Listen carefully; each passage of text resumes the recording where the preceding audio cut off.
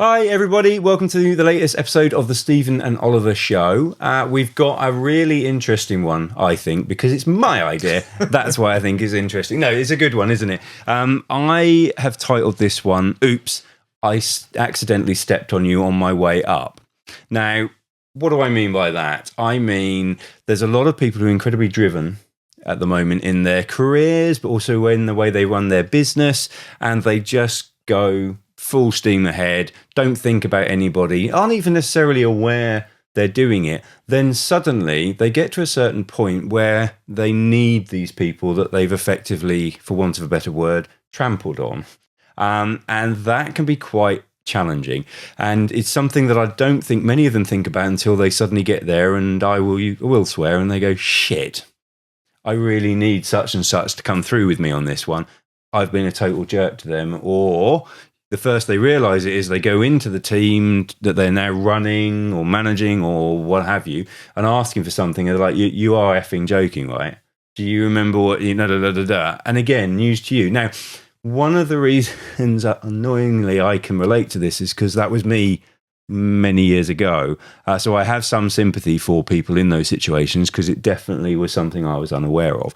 But before I continue down that path myself, Stephen, oops. I accidentally trampled on you on the way up. Does that resonate with you or people you've seen or clients you've had? It's a great one, actually, isn't it? And everyone will resonate with this saying, treat people like you want to be treated yourself. And it's something that sometimes in business we forget that. And it's also this thing where, you hear these words at the moment about hustling and so forth. And people coming across it, you've got to be really aggressive and, you've got to come on, push, go.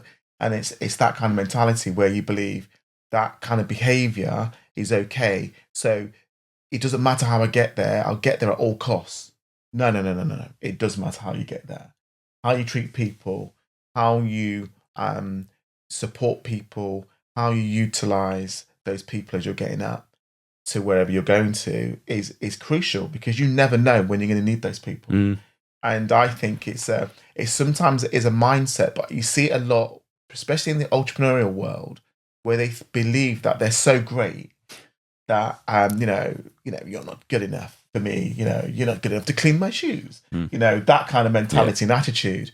And I think that does resonate with me because I think I've seen many people in my career that have just got a little bit too big for their boots.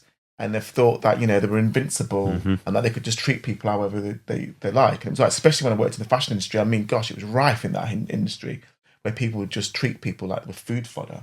So it is about, the word that comes to mind is, having humility, being humble, trying to leave people with a smile on their face, choose your words carefully. It's that sort of thing, the way to get to the top, you do not have to be aggressive. It even takes me back even further to my teenage years where maybe when I started in people management within retail, for some reason you thought, to get people to do what you wanted, you had to be, you believed that you had to be this dogmatic, really driven and really aggressive way.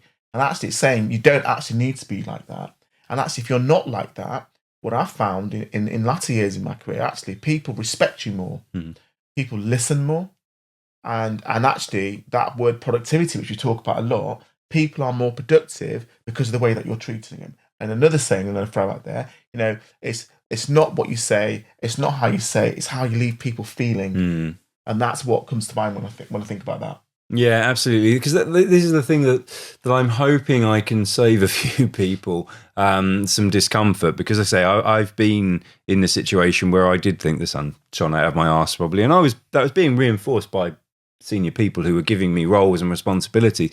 But what I didn't realise is because I was so ruthless, because I was so cutthroat, because I don't have a lot of trouble talking to people and telling them what I think, and laying out commands and so forth as they were back in the day. And I think there are a lot of me's out there, and they're not the best people to be in charge unless they have got a handle on their talent and their ability and they can use it selectively. Whereas I was just bludgeoning everybody with my will back in those days, and it won't have been fun for the vast majority of people. And the thing that you really need to hear, if this feels a little bit like you, is the people that are listening to you, they're not looking out for you. They are scared of you, and they are doing whatever it is they think you want them to do. You're not getting honesty, because when I began to change and realize this wasn't the most effective way, I suddenly opened up channels of communication with people that was just so enlightening. They were able to steer me from failing paths. They were able to improve projects that were struggling. They were able to challenge me, but in a positive way, with examples of how to do things differently. All stuff I'd resisted because it was my way or the highway. And I've just felt that I'm starting to see in various walks of life this style coming back. And it was seemingly dying out, but it's certainly coming back. I think it is not helped by what we're seeing in the media. At this time, there's an incredibly powerful world leader who's obviously acting in a certain way. I don't have a view on the rights and wrongs of that, to be honest. I think people are far too quick to judge. I do have a thought about how that might stand in the future if you keep trampling on people, because I think there's an argument about the effectiveness of it in the short to medium term, but then also the impact of it medium to long term. I think that's something we won't know, obviously, for some time in the future. So it's really important for me to reinforce. I'm not saying it's not effective. It was effective for me. It's about the collateral damage. It's about the impact it might have long term. It's about what happens if people, for example, overtake you, or they leave a role, perfect their career in a good culture, and come back higher than you in another role, and their legacy is, or their memory of you is how you were then. How do you think that's going to land for you? Is it necessary to treat people not poorly? I don't necessarily think people are deliberately treating people poorly, but if you don't warm to them, if you don't resonate with them, you're probably not giving them the time of day. And as a final point for me, on this end, the tool I use, that I still use now, this tool Clifton Strengths, can highlight to me the types of people who are going to be prone to this, the ones who have a real strong value in relationships and strong relationships. And if that's you, you'll know that without having to take the assessment. And just be careful that you're not only placing value in the strong relationships you have. There is value in the wider relationships. They don't have to be in your inner circle, but to dismiss them out of sight because you don't see immediate value in that relationship, it's risky. It's not very healthy. It's certainly not good in the whole sort of value sense, but it's actually inefficient. It's not as productive as you might think it is at the moment. And and I always try and relate things back to my journey to sort of help people sort of understand what I'm trying to say. And it's almost like I've learned that actually, if you have that style where you're not trampling on people, then actually more positive things actually do happen. This dogmatic style where you're like, that's where I'm going to get to. At any cost, I'm going to get there. I don't really care what I do to get there. I'm just going to do it. And it's that kind of behavior that we're talking about. And what we're trying to say is actually, you don't need to step on people. And also, you know what? You never know. You just never know when someone else is going to pop up, where they're going to pop up in your life, in your career. And if you've stepped on that person to get to wherever it is you're going to, it will have an effect on you. And also, while we're talking about that as well, it's almost like the people that are getting stepped on don't get stepped on. There's that side of it as well. Don't be that person that just gets, brushed aside and abused because you just take it. And also, challenge is so important in an environment. If you're stepping on people, then what happens is they won't challenge you. They'll just say yes. And actually, you might think that you're doing amazingly well, but could you do better? Could you actually do better if you weren't taking that line? So I would say, for me, it's about treating people how you'd want to be treated yourself.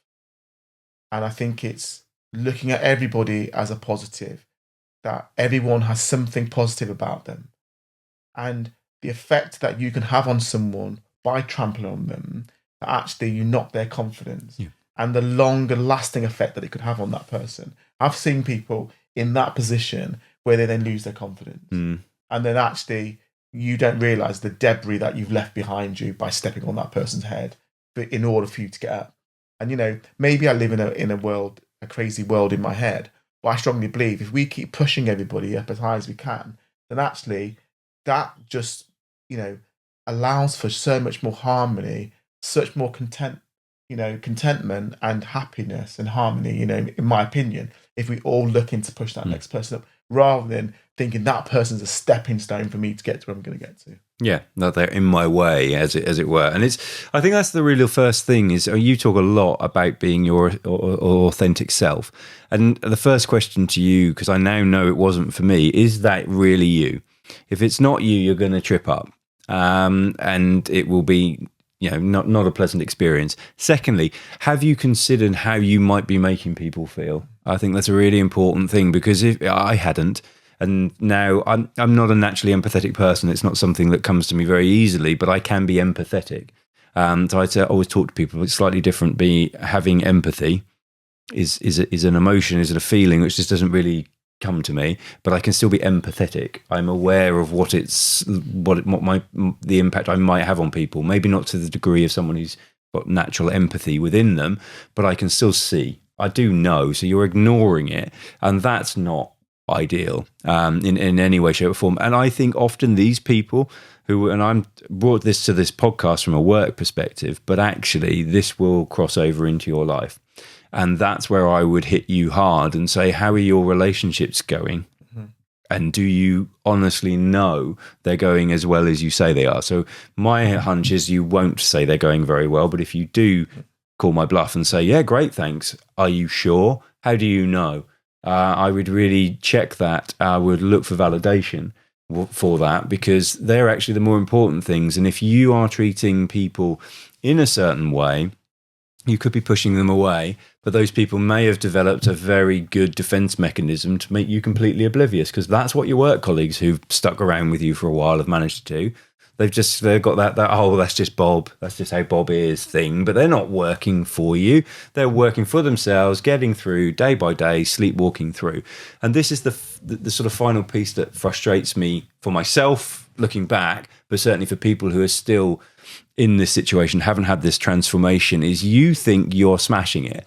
But let me tell you one thing, even if you're doing quite well yourself, thanks very much, the people around you are underperforming because they're not giving anywhere near the amount that they can, because either they don't know how, because you can't communicate, or they're too scared to take risks, because if they fail, you'll shout at them. Yeah. Or react poorly in some way, shape or form. So you are not productive. I just repeat that. You are not productive if you're treading on people on your way, if you're not respecting everybody, if you're not leaving people feeling good. If that's not their takeaway, that a conversation with you leaves them feeling better about themselves or happy or joyful or something, you are not productive. It doesn't matter how many times you challenge that, it's a fact, because you are not getting the best out of most, if not all, of the people around you. Do you think that's fair? No, absolutely. And it's the wider picture that we want people to look at. And what I want to say to the listeners, you don't need to be like that. Where especially social media has been quite good at sort of showing these people that are, almost angry. Yeah. And actually, you don't need to be like that. And it's okay not to be like that. See, this side to this is some people are like, well, do I need to be like that? Because they've done really well being like that. So do I need to be like that? Listen, you don't need to be like that. No. And it's again that whole thing with social media as a driver. Do not be taken in by what you're seeing in front of the camera. Let's look at unless you know the individual personally well, you cannot be sure that what you're seeing is anything close to a true reflection of the reality of it.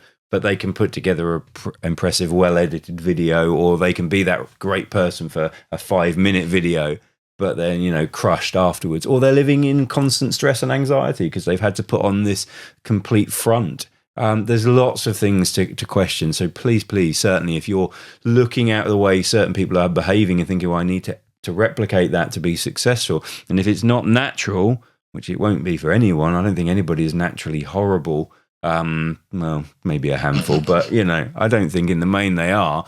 They've just put themselves into a position that they have to now stand by.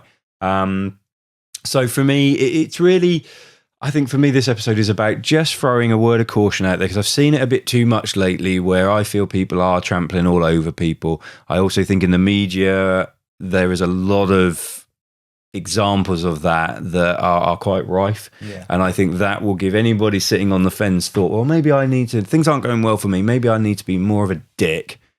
Because that's what we're seeing. And I stand by what I said. It's not necessarily ineffective, but you will not be happy. The people around you will not be happy. And living unhappily is very draining, and it will have an impact on your health at some point. Absolutely. I can't tell you when, but it will have an impact on your health. Whereas if you're living happily and at peace, with at least yourself and your surroundings, the likelihood is that is not... Well, one of the things you haven't got to worry about is the way you are living affecting your health.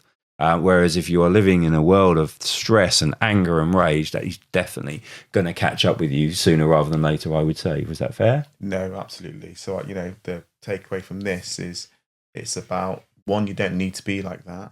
And if you are like that and you are getting success, that will run out at some point. And, whether that's mindset, mentally, and also it's the effect that you have on the other people around you for me. I think it's just so unnecessary. Yeah, it is. Although I think it's probably too easy for you and I, you especially, because you've always been like this, and me now realising what it's like. But if you've not, in the defence of these people, if you've not really sat down and fully unburdened yourself with how you are, then I get it, to be fair, because I have been... throughout my 20s, I was a total jerk to the vast majority of people. Yes, he did say that. Yeah, it's true. And that's not okay. So many people will be in that position. So I'm just challenging you politely, but quite forcibly, to review that. Because if you've ever upset anybody, if you've ever shouted at anybody at work, not cool. If you've berated someone for being crap at what they do, but you've not really helped them improve, not cool. Now, fair enough. If you really feel that you've done everything you can and they're still letting you down, that's maybe a different conversation. But most of the time, I bet you couldn't look yourself in the mirror and say, I've done everything I could to help that person. So don't be mean. And that's the third thing. If you're not helping people up, if you're not lifting them up, then you're the failure. You're the person who's not delivering. You're not being productive. That thing again, which I know that's the one that will hit a nerve. If you aren't getting the best out of the people around you, whether that be in work, friends, friend groups, or family, you're the weak one. You're the failure. You're the one who's not being productive. And you can't unhear what you've just heard. So, haha. But ultimately, if this sounds like you, I'll happily have a chat with you. I can talk you through in more detail what I used to be like and how that's all changed. If you'd like a less ruthless approach, Stephen's your man. He'll be far more gentle with you about it, but he'll help you draw the same conclusions. So it's the usual thing. If anything here has triggered you, or perhaps you know someone that needs our help, that you're either unfortunate enough to work for, or you see them, or they come home and you know what they're like, same thing. We can help these people, and a quick conversation with us will help them realize that they need us, and then we can obviously talk about how they potentially work with us moving forward. But we know we can convince anybody to work with us, and that they need that support, because it's not rocket science what we do. The challenge is getting them to commit, of course. Absolutely. But we'll happily have that conversation with no obligations, and we're not going to force them. We don't want to work with anybody who doesn't want to work with us. So that's me done. Any final thoughts for you, Stephen? Yeah, I would just like to say it's one of those ones where I think it will resonate actually with a lot of people. They'll either be the person that's doing the stepping on, and there'll be the people that have been stepped on that will resonate with. And what I'm saying in both sides, if you're a person that you believe, maybe I have stepped on people to get to where I am, check yourself, ask yourself that question, and try and start doing things differently to change that outcome. And if you are someone that you feel sometimes you're too easy and you end up getting stepped on, what I'm saying here is, you don't need to accept it. You don't need to take that. So yeah, that's it for me. Excellent. So as always, we hope that's been a useful episode for you. As I've already alluded to, reach out to us if we've triggered you in any way, shape or form. Otherwise, we will look forward to seeing you on the next one.